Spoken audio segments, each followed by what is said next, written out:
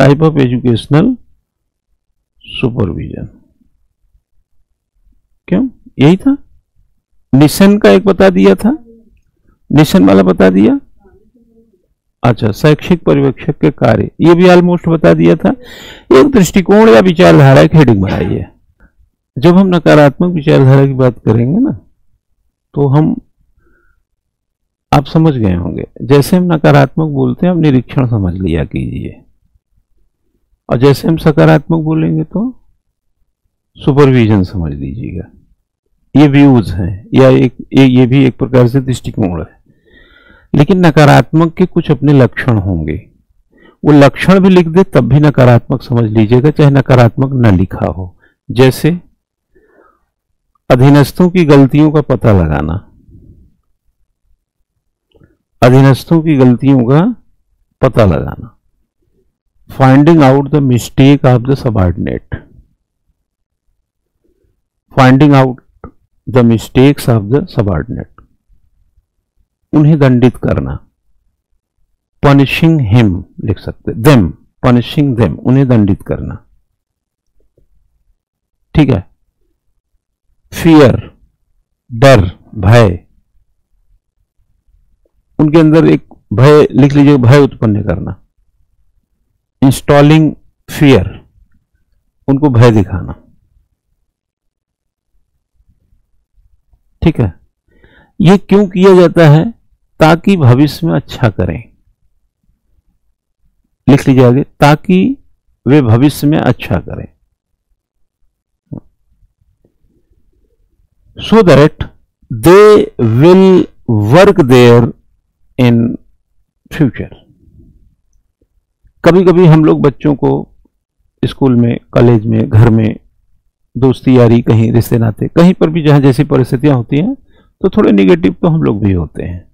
ऐसा तो है नहीं कि हम लोग पॉजिटिव भी होते हैं, लेकिन उस भय के पीछे, जैसे बच्चे को भय दिखाया तो आपने, भय के पीछे एक उसका फ्यूचर या उसके आगे की योजना को सफलता में तब्दील करने वाली भी बात रहती है ना।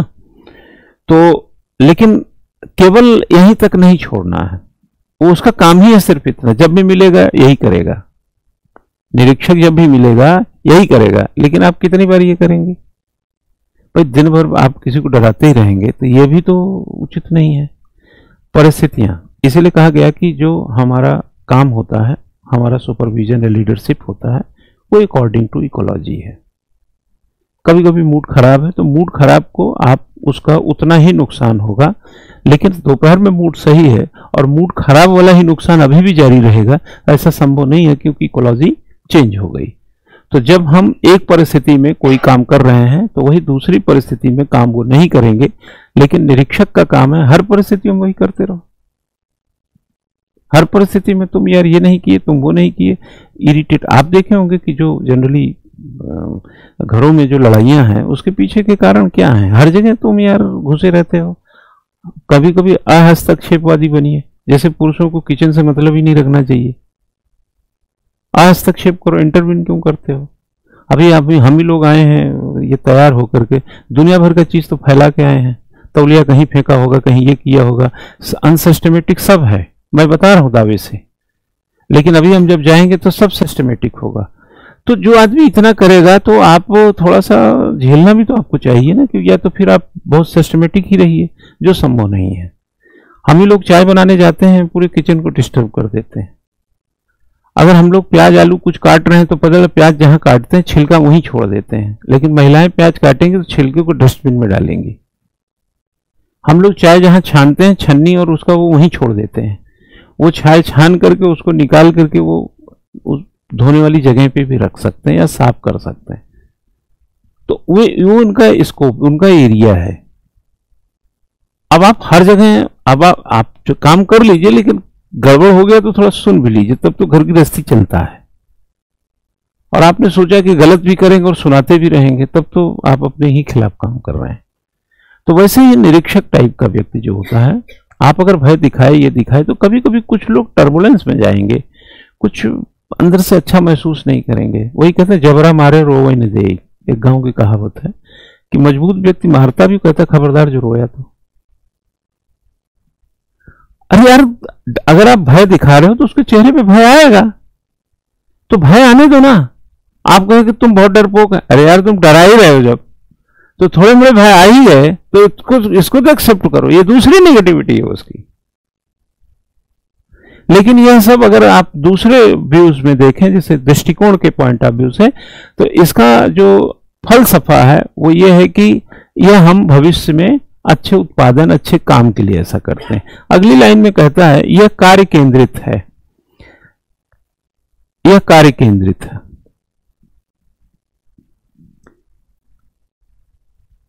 इसको लिखेंगे यह वर्क सेंट्रिक है, दिस इज वर्क सेंट्रिक, है ना, यह कार्य केंद्रित है।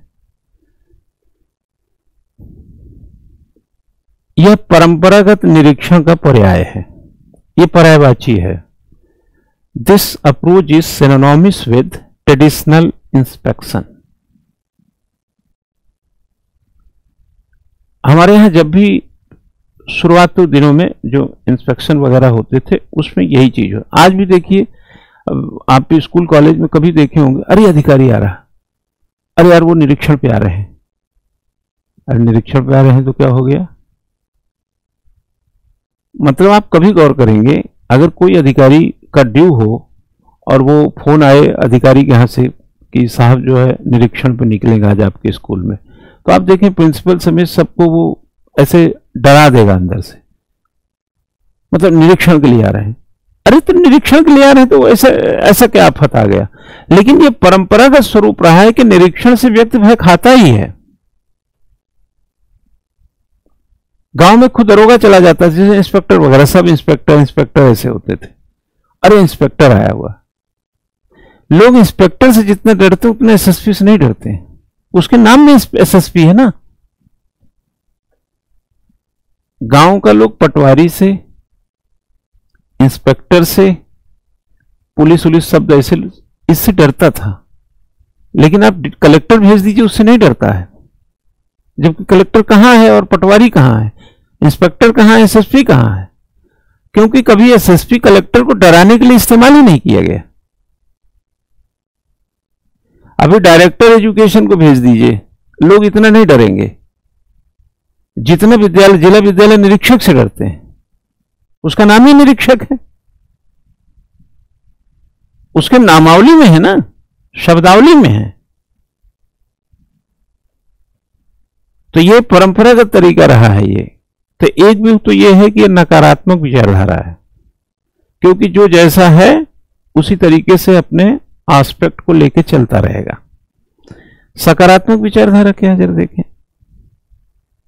सकारात्मक, सबसे पहले देखिए, अब दोनों का डिफरेंस आप समझिएगा। अगर कह दिया वर्क सेंट्रिक तो आप निगेटिव को टिक करिए, अगर कह दिया कार्मिक सेंट्रिक तो पॉजिटिव हो जाएगा। ये मिशिगन यूनिवर्सिटी का रिसर्च भी ऐसे ही था, उत्पादन पे जोर देने वाला और व्यक्तियों पे जोर देने वाला। जैसे आप पढ़ने आए, मैं कहूं ये लिखो वो लिखो, आप ऐसे नहीं लिखते वैसे नहीं लिखते, ये उत्पादन केंद्रित है। और हमने पूछा कि कोई तकलीफ हुई होगी, नाश्ता किया, आज की दिनचर्या में थोड़ा आप लोग कुछ और सोचे होंगे, तो ये क्या हुआ? ये कार्मिक केंद्रित हुआ, क्योंकि जिसको आप पढ़ा रहे हैं उसके हाल चाल तो जान लो।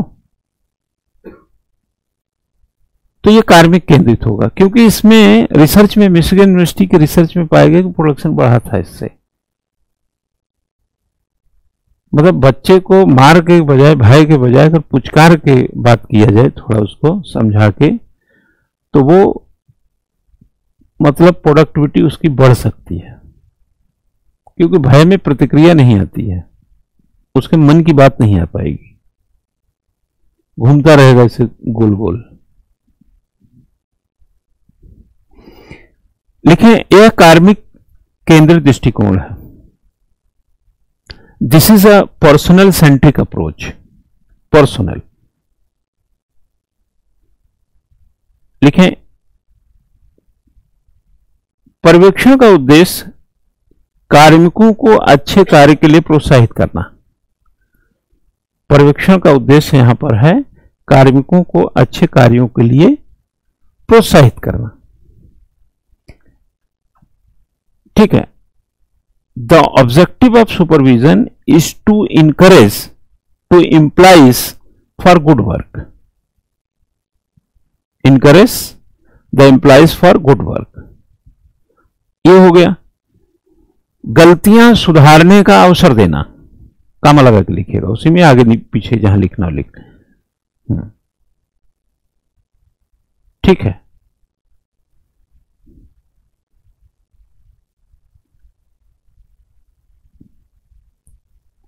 गलतियां सुधारने का अवसर देना, साधन तथा मार्गदर्शन उपलब्ध कराना, साधन तथा मार्गदर्शन उपलब्ध कराना।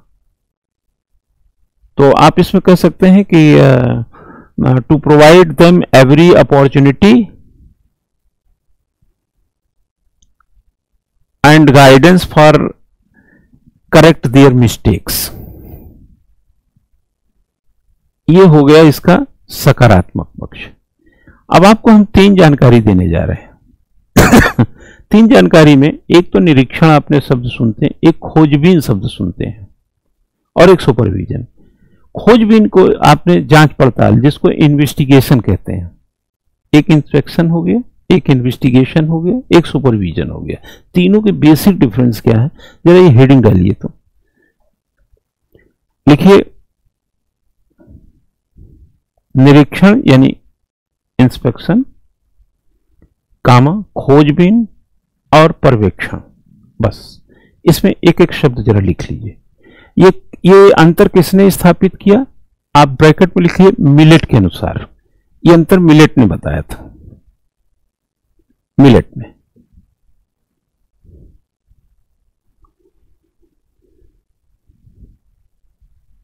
ठीक है। अब छोटा सा हेडिंग नीचे डालिए, निरीक्षण। इंस्पेक्शन के आगे डैश करके लिखिए। इंस्पेक्शन में क्या होता है? निरीक्षण का उद्देश्य सूचना प्राप्त करना है।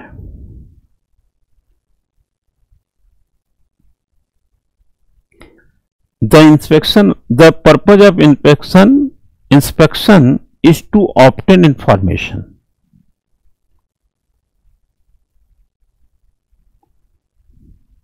ठीक है। अब यह, इसको सिर्फ इतने से नहीं पूरा समझा पाएंगे, तो एक लाइन इसमें लिखना चाहिए, यह अपने आप में प्रबंध का पृथक कार्य नहीं है। यह अपने आप में प्रबंध का पृथक कार्य नहीं है।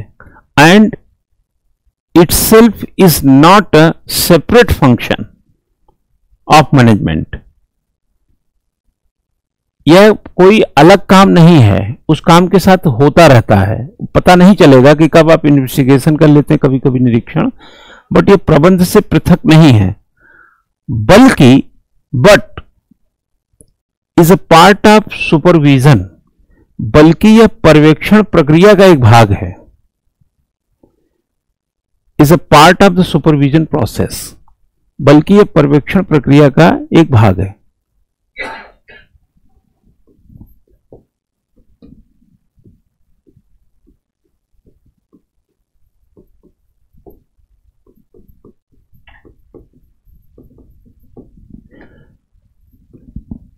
दोनों मैनेजमेंट में होते हैं, घर का प्रबंध हो, स्कूल का प्रबंध हो। आप प्रबंध को प्रशासन कर लीजिए। ठीक है। आपको मैं जानकारी के लिए बता दूं कि प्रशासन शब्द पहले नहीं आया है, प्रबंध आया है। प्रबंध, हम जिंदगी भर मैनेजमेंट में ही लगे रहते हैं, और यहीं से हम चीजों को एडमिनिस्ट्रेट करने की एक कला विकसित कर ली। जब कई प्रबंधन को हम मिला देते हैं, जैसे school management, hospital management, hotel management, पानी management, electricity management, road management, फलाना मैनेजमेंट, ढिमका ऐसे कर लिए और इसके ऊपर एक मॉनिटर बैठा दिए, तो ये that is administration and that is management. और वो जिले में बैठा दिया किसको? डीएम को, तो इसको बोले ये जिलाधिकारी है, बाकी ये मैनेजमेंट का काम देख रहे हैं। हम छोटे छोटे मैनेजमेंट से मिला करके एक एडमिनिस्ट्रेशन तैयार किए। एक एडमिनिस्ट्रेशन के भीतर बहुत सारे मैनेजमेंट होते हैं। जैसे हमारी कोचिंग क्या है, एक प्रयास आईएएस एक नाम है, बट यहां पर इंटरनेट का मैनेज कैसे होगा, क्लास का मैनेजमेंट, लाइब्रेरी का मैनेजमेंट, ये सारे मैनेजमेंट मिलकर तब कोचिंग बना। ठीक है, तो संगठनों में हमेशा प्रबंधन की बात की गई। संगठन में क्या बात किया गया, प्रबंधन की बात की गई। अब प्रबंधन में पर्यवेक्षण और निरीक्षण दोनों शामिल है। यह कहा गया कि यह जो निरीक्षण है यह प्रबंध में पृथक नहीं है, यानी कोई संगठन ऐसा नहीं है जहां भय ना दिखाया जाता हो, कोई संगठन ऐसा नहीं जहां दंड न दिया जाता हो, कोई संगठन ऐसा नहीं है जहां नकारात्मक बातें ना होती हो, होती ही होती हैं। और यह कहा कि यह इसके पर्यवेक्षण की जो काम है उसका एक प्रक्रिया है, यह इसका एक तकनीकी पक्ष कह सकते हैं, ये एक टेक्निकल पक्ष है। तो पर्यवेक्षण प्रक्रिया का ही निरीक्षण एक भाग हो जाता है और इसका काम है सूचना प्राप्त करना। इतना, सिर्फ इतने से निरीक्षण को आप समझिएगा, इसका काम है सूचना प्राप्त करना। यह प्रबंध के कार्यों से पृथक नहीं है और पर्यवेक्षण प्रक्रिया का हिस्सा है। ठीक है, नीचे लाइन लिख के लिखिएगा, इन्वेस्टिगेशन, जांच पड़ताल लिखिएगा। जांच पड़ताल या खोजबीन, मैं यहां दोनों इसलिए लिख लीजिए कि कोई शब्द में वहां पर्याय में दिक्कत ना है। खोजबीन, जांच पड़ताल, इन्वेस्टिगेशन अंग्रेजी हो गया, का उद्देश्य प्रबंधकीय सत्ता के दुरुपयोग, प्रबंधकीय सत्ता के दुरुपयोग या किसी संदेहास्पद घटना की जांच से संबंधित है। किसी संदेहास्पद घटना की जांच से संबंधित। The purpose of investigation is to investigate misuse of managerial power, misuse of managerial power और एनी जैसे कहते सब्जेक्टेड होता है ना, पुलिस कहता है ये यार सब्जेक्ट वो है, संदिग्ध व्यक्ति है, जैसे क्या है।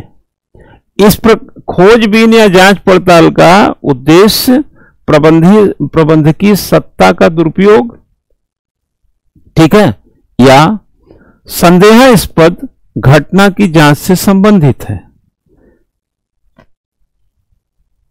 सस्पिशियस होता है जैसे ना, हाँ तो लिख लीजिएगा, आर एनी सस्पिशियस इंसिडेंट। खोजबीन कहां होता है, जैसे माना आपने देखा होगा उदाहरण कि जब ये एक पुलिस वालों ने घटना किया, एक लड़के को यही एनकाउंटर कर दिया था, 18 पुलिस वालों को उसमें सजा हुई थी और लाडपुर के जंगल में उनको, ये नेहरू कॉलोनी चौकी, तब थाना हुआ करता था नेहरू कॉलोनी, अब चौकी हो गया, थाना चला गया उधर दूरदर्शन के ऑफिस की तरफ। तो उस समय आरा घर चौकी का मामला था और थाना नेहरू कॉलोनी था। तो उसमें कुछ हुआ, जो भी बातचीत हुआ, उसको जो भी घटना घटी उसमें एनकाउंटर उसमें दर्ज किया गया। बाद में सीबीसीआईडी से उसकी जांच कराई गई। जांच शब्द है इन्वेस्टिगेशन, सीबीसीआईडी इन्वेस्टिगेट करेगी किस परिस्थिति में, या तो पावर का आपने दुरुपयोग किया है या सस्पिशियस है मामला। पावर का दुरुपयोग है, इस सस्पिशियस है, तो उसमें इन्वेस्टिगेशन आ जाएगा। जो निरीक्षक होता है वो तो दिनचर्या को निरीक्षण करता है, वो इसलिए थोड़ी करता है कि आप सस्पिशियस हैं। वो तो कहेगा कि आपने काम क्या किया उसको दीजिए, जो काम दोपहर तक नहीं किए वो 3 बजे तक कर देंगे, 4 बजे तक कर देंगे, उसमें सस्पिशियस वाली कोई बात थोड़ी। आपके पावर पर थोड़ी अटैक कर रहा है वो, आपने पावर का मिसयूज किया, पैसे का गमन किया, ऐसा कोई आरोप थोड़ी। वो तो निरीक्षण है, दिनचर्या का हिस्सा है, वो प्रबंध का भाग है, प्रबंध से पृथक नहीं, परे नहीं, सुपरविजन के अंदर है। लेकिन जांच और इन्वेस्टिगेशन में क्या किया कि जहां पर मिसयूज है और संदेहास्पद है आप, और उसके बाद देखे होंगे सीबीसीआईडी से मामला सीबीआई को चला गया था और उसमें 18 पुलिसकर्मियों को जेल की सजा हुई। कुछ लोग छोटे भी गए थे। तो यह जो है जांच पड़ताल से ही बाहर आता है। जैसे केजरीवाल के खिलाफ क्या हो रहा है, जांच ही तो चल रही है। अब जांच में वो संदिग्ध पाए गए, इतने संदिग्ध हैं कि उनको जेल में डाला जा सकता है। नहीं तो कानून किसी को कैसे जेल में रख सकता है? कानून तो जेल में बाहर रखने के लिए है। अंग्रेजों का कानून क्या था? अंग्रेजों का कानून दंड के लिए था। हमारा कानून, अभी मोदी जी ने तीनों कानून बदल दिए, एक कानून क्या है? लोगों को सुविधा देने के लिए है। भारत में अब कानून दंड देने के लिए थोड़ी बनेंगे। भारत में कानून बनते हैं सुविधा देने के लिए। वो तो दंड उनको मिलता है जो उस कानून का पालन नहीं करते हैं। हेलमेट पहन के चलने वालों को कहां चालान कटा है? तो हेलमेट पहनने के लिए मिला तो आपको सुविधा दिया ना कि हर गिरोह को पढ़ोगे तो चोटिल नहीं होगे, तो ये सुविधा का उपयोग करो। और इसको हमने कानून के दायरे में रखा। आपने कानून का वायलेशन किया तो 1000 रुपए का चालान वहीं काट देगा फव्वारा चौक पे। झुंझुना बताते चले आना, 800 का हेलमेट नहीं पहने, 1000 का चालान काट दिया। सोचेगा यार कौन दिन खराब था, 800 का हेलमेट आता यार, अच्छा से ले लिया होता एक। हाँ, 1000-1200 का ही ले लेता, ये चूना तो नहीं लगता। और वहीं अगर आपने कह दिया कि सर चालान ना काटो प्लीज, प्लीज सर 200 रुपया और लगा के, सर मैं पलटन बाजार जा रहा हूँ, एक हेलमेट खरीद लूंगा, कहाँ झंझट में पड़ रहे हैं।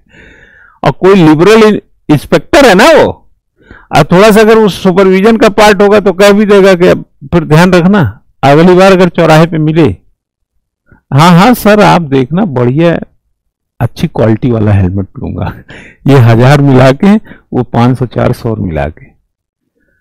तो आपको अपना छुड़ाने के लिए अपना बिहेवियर भी तो चेंज कर सकते हैं। तो हो सकता है छोड़ भी दे, छोड़ ही देगा, कहां क्या करेगा। सुपरविजन लिखिए, ये क्लियर हो गया ना। लेकिन एक लाइन इसमें बना सकते हैं, लिखिएगा, संबंधित है, आगे लाइन बदल दीजिए। इतने सब क्लियर हो गए हैं। हाँ, खोजबीन क्लियर हो गया। इस प्रकार थोड़ा सा उसे समराइज कर लीजिए। निरीक्षण, कार्योत्तर समीक्षा। कार्योत्तर का मतलब होता है कार्य के बाद, ब्रैकेट में लिख लीजिए कार्य के बाद, है ना। कार्योत्तर समीक्षा। जब हम आपसे सूचना मांगेंगे तो बिना काम किए क्या सूचना देंगे आप? तो कार्य करके। तो निरीक्षण शायद पहले भी जिक्र किए होंगे, निरीक्षण जो होता है कार्य के बाद किया जाता है। ब्रैकेट में वहीं बगल में लिख लीजिए कभी कभी कार्य के दौरान, परिस्थिति जैसी हो, कभी कभी लिख लीजिए कार्य के दौरान। और नकारात्मकता का पर्याय है।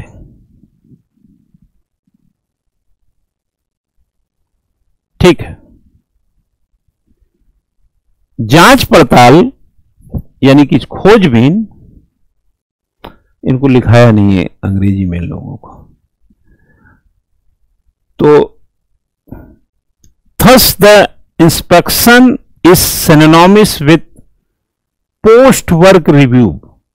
पोस्ट वर्क कार्य के बाद, ब्रैकेट में लिख लीजिएगा some time even during work, इसको किया जाता है। जबकि जांच पड़ताल यानी इन्वेस्टिगेशन, है ना,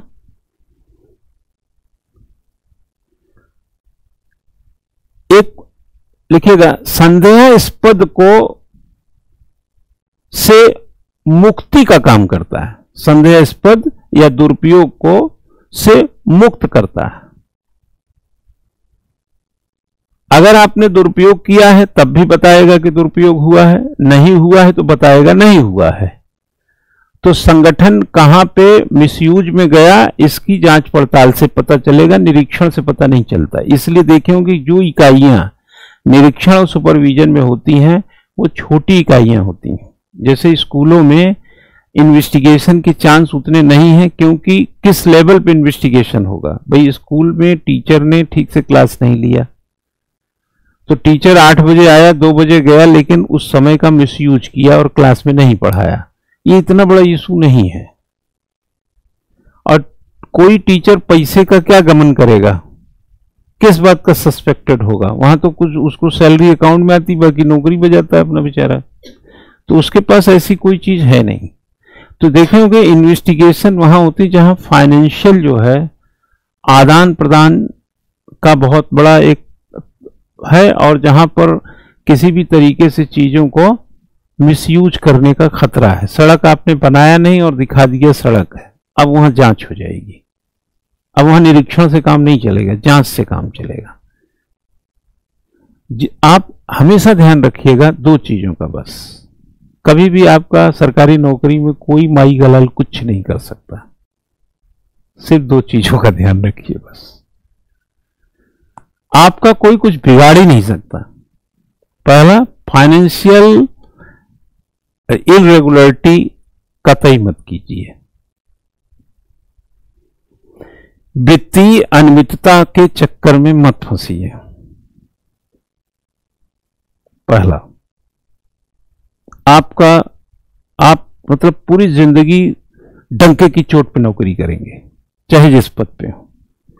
कुछ लोगों के लिए है कि यहां फाइनेंशियल उनके साथ उनके हैंड से चीजें क्रॉस होती हैं, जाती हैं, ये उन पे ज्यादा लागू।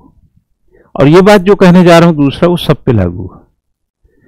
महिला कर्मियों के साथ आप व्यभिचार की भावना न लाएं,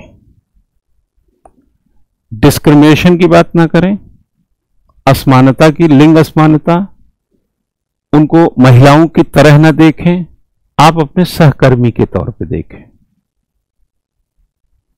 कोई व्यभिचार न लाएं उनके प्रति। आपकी 9 से 5 की नौकरी है, आप भी नौकरी करें, वो भी नौकरी करें। एक सहयोगवादी जो तरीका होता है एक इंसान के बीच में, उसका इस्तेमाल करें और दूसरों का, एक दूसरों का सम्मान करें। ये दो काम करने के बाद आप कोई भी काम करिए, कोई भी अधिकारी से लड़ जाइए, कोई सुपरवाइजर आए उससे झगड़ा कर लीजिए, अपने प्रिंसिपल के सामने खड़े होकर नहीं सर ये तो हो ही नहीं सकता, हम करेंगे ही नहीं, सब चलेगा। उस पर जो कुछ होगा उसमें लोग आपको अप्रिशिएट ही करेंगे, 2-4 लोग आपको समर्थन करने वाले मिलेंगे ही हर चीज में, लेकिन इन दो चीजों में आपके अलावा कोई साथ नहीं होगा। इन दो चीज में 1000 रुपया, 500 रुपया पटवारी हो, जेई हो, रिश्वत लेते पकड़ा जाता है ना, तो जिस शर्ट को सुबह प्रेस करके आया होता है उसको किस तरीके से लोग पकड़ करके ले जा रहे होते हैं और सीधे शुद्ध वाला जेल तक यात्रा करा देते हैं। जो समाज में उसकी बनावट थी, डिजाइन थी, उसने जो हासिल किया था, सब मिनट भर में खत्म हो जाता है। 1000 रुपए से प्रदेश का ऐसा कोई लॉस नहीं कर दिया उसने। लेकिन वित्तीय अनियमितता जो होती है यह बताती है कि आप इस प्रदेश के सबसे बड़े दुश्मन हैं, क्योंकि वित्त बगैर ऊर्जा नहीं, ऊर्जा बगैर कुछ नहीं। उससे सड़क बनती है, उसी से सर्विस करते हैं लोग, उसी से पुल बनता है, उसी से पोलियो के ड्रॉप और ये दुनिया भर का खुजली खसरा सबका टीका लगता है। ये पैसे से ही होता है और आप अपने हिस्से के अलावा दूसरों को पैसा काहे हड़प रहे हो? इसका मतलब आप संगठन विरोधी हो। और अगर दूसरे वाले मामले में आप हैं तो इसका मतलब है कि आप संगठन को टर्बुलेंस में डाल रहे हो। आप अपनी इफिशिएंसी को तो नष्ट ही कर रहे हो, जो सहकर्मी है उसको भी आप डैमेज करने की कोशिश कर रहे हो। और जो सामाजिक ताना बाना है वो भी बिगड़ेगा, घर परिवार में नुकसान होगा, ऑफिस में आपको अलग दृष्टि से देखा जाए। जब पता है कि इतना सब कुछ दिक्कत होता, हम तो अपने बच्चों को बोलते हैं, हमने कहा यार तुम मतलब कुछ भी करो ये मत करना, लेकिन कई कहते हैं कि सर इतने रिश्वत लेते हैं। हमने कहा लेते हैं, 20 करोड़ रुपया वो महिला जो है घर में रखी थी झारखंड की, तो जेल भी तो चली गई। हमने कहा तुमको जरूरत क्या है 20 करोड़ की? हमने कहा तुम नौकरी में आए हो, तुम अंबानी नहीं बनोगे, इसमें ध्यान रखना। तुम इतने अमीर नहीं बनो, जिस दिन तुम इतने अमीर बन गए उस दिन तुमको गरीब कर दिया जाएगा, जांच हो जाएगी। पेट्रोल पंप जिस दिन आपकी नौकरी के भीतर 4 हो गए उस दिन जांच हो जाएगी। बेनामी संपत्तियां या आईएएस ओईएस कहां फंस जाते हैं सब? भाई आपको 1-1.5-2 लाख जो रुपया मिला उसी में तो करेंगे ना। ऊपर से 40% इनकम टैक्स क्या कहता है? आप अपनी सैलरी का 40% खाते हैं। अगर इनकम टैक्स का छापा होता है किसी के यहां और सपोज 1 लाख रुपया वो महीना कमाता है, तो इनकम टैक्स से मान लेगा कि 40,000 रुपए आपने, कोई फर्क नहीं पड़ता। ये मानेगा कि 40,000 तो आपके पास रहेगा ही नहीं, ये तो आपका जो दिनचर्या है, स्टाइल है, जो आपका खान पान है, इसमें खर्च हो जाएगा। अब बचा 60,000, साल भर में 12 छंग, ये 7,20,000, और साल भर में आपने काम किया 30 लाख का, तो बोलेगा कि ये बताओ कहां से आया। तो आप बोलेंगे पिताजी 5 लाख दे दिए। बोले पिताजी कहां से दिए 5 लाख, कहां अकाउंट में? बोले नगद। बोले तो ना नगद माना ही नहीं जाता है। उनको भी फंसा दोगे आप। अकाउंट से ट्रांसफर दिखाओ ना।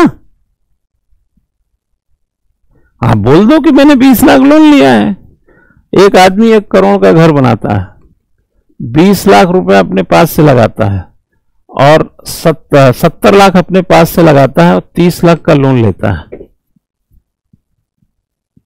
है ना। 70 लाख कहां से लगाएगा? अपने पास, और 30 लाख लोन लेता है। 1 करोड़ का घर बनाया, और ये 70 लाख में 20 लाख दिखाएगा अकाउंट से, बाकी 50 लाख दिखाता नगद है, जिसका पता ही नहीं चलता। प्लॉट लेना हो, घर बनाना हो, सबसे ज्यादा ब्लैक मनी की खपत होती है रियल एस्टेट में। 50 लाख का प्लॉट होता है, 15 लाख की रजिस्ट्री होती है। वही गवर्नमेंट मानती भी है, जो कागज में वही मानेंगे, आप कुछ कर भी नहीं सकते। जो कागज में, और ये वो भी करते हैं जो इनकम टैक्स के कमिश्नर हैं। अगर उनको भी यहां जमीन लेना हो तो 1 करोड़ की जमीन को भी 30 लाख दिखाएंगे। जो स्टाम्प ड्यूटी में आ सकता है दायरे में, वो दिखा के लेंगे। तो जांच पड़ताल करेंगे, तो जांच पड़ताल संदेहास्पद है तो जांच पड़ताल करेंगे, वैल्यूएशन कराएंगे। कहेंगे ये कोठी 5 करोड़ की होगी, तो कहेंगे भाई 5 करोड़ कहां से आया, तो आपको दिखाना पड़ेगा। नहीं दिखाएंगे तो संदिग्ध माने जाएंगे। ये खोजबीन से पता चलता है। लेकिन कोई व्यक्ति खोजबीन क्यों करेगा? जब तक कि उसकी कोई शिकायत ना हो, या उससे समाज या सरकार का बहुत बड़ा नुकसान ना हुआ हो। एक लाइन इसमें, जबकि, अब लिखिएगा पर्यवेक्षण, जांच पड़ताल वाला लिख लिए है ना। जबकि पर्यवेक्षण एक सकारात्मक शब्द है, whereas supervision is a positive word। इसमें डैश करके या ABC करके 3 बात लिखिए। पहला लिखिए कार्य से पहले, बिफोर वर्क, ड्यूरिंग वर्क कार्य के साथ, और आफ्टर वर्क कार्य के बाद। ये तीनों अवस्थाओं में होता है। ये तीनों अवस्थाओं में होगा।